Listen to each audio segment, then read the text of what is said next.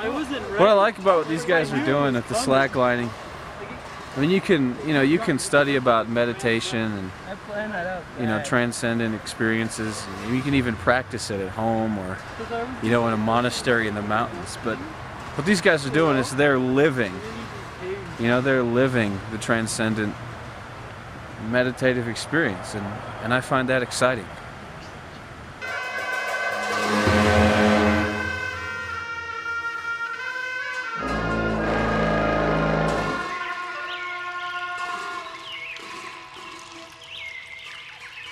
What to some is just a hobby, is to others a sublime exercise of body, mind, and spirit.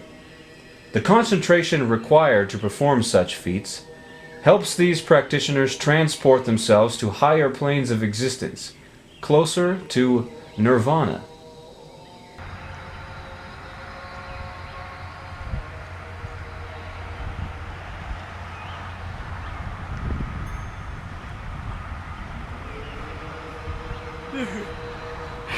We've set the slackline up here at the children's boulder climbing, and we're probably a good 8 feet off the ground walking across, and it's pretty scary when you put your feet on there and you're just going to step over the edge. Would you say it's scarier than when it was just on the ground? Yeah, it's a lot scarier, the height. Why couldn't your other foot leave the rock thing? Because my foot was shaking a lot and I didn't have my balance at all. Uh-huh. I know. I think it's crazy because we have to concentrate way more. Yeah, it makes you concentrate a whole lot. Uh-huh. And my brain's just not up to it right now. Well, let's see if you can do it. Alright, I'll give it another shot.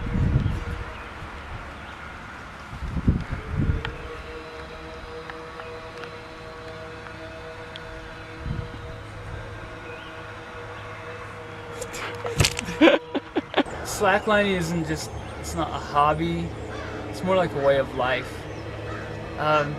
Lots of times my interactions with people, when I talk to people I think about slacklining instead, and it helps me know what to say and know what to do.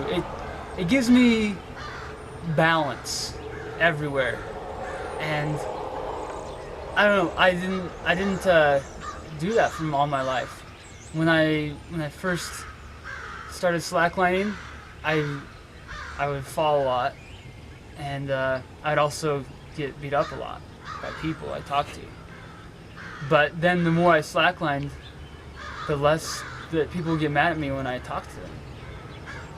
It really, I don't have any friends, but I don't need them now. What I like about slacklining is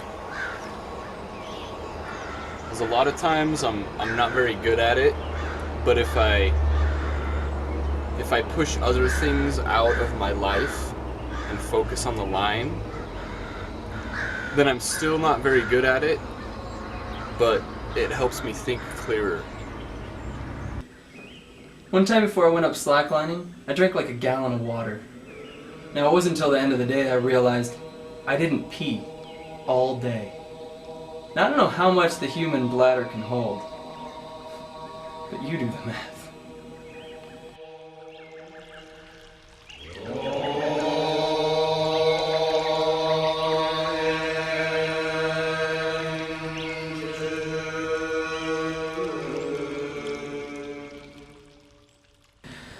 Practitioners of slackline often engage in their art high in the mountains.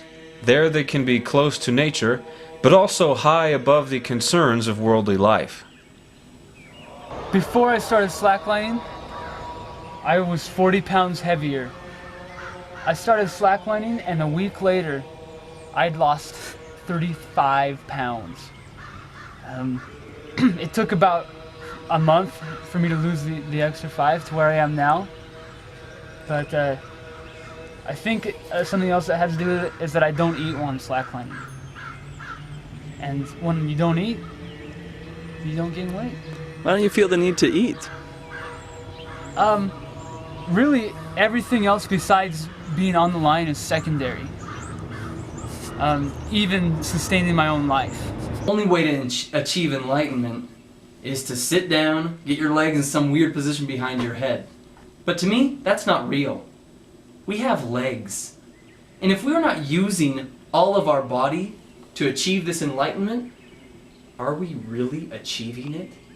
Slacklining has helped me to learn is that when you're out there on the line and you're over the ground and you're maybe even over some water, and you look down and you feel the line wobbling, and you think and you know that you're going to fall. It's gonna happen. It's bound to happen, and you need to accept that in slacklining, just as in life, there are times that you're gonna fall, and you're gonna fall hard, and you're gonna get wet and smelly and hurt yourself.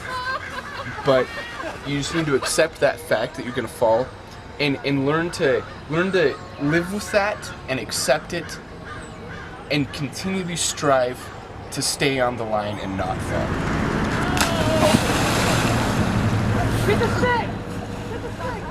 I think there'll ever come a point in time in your life when you will say, "I've had enough.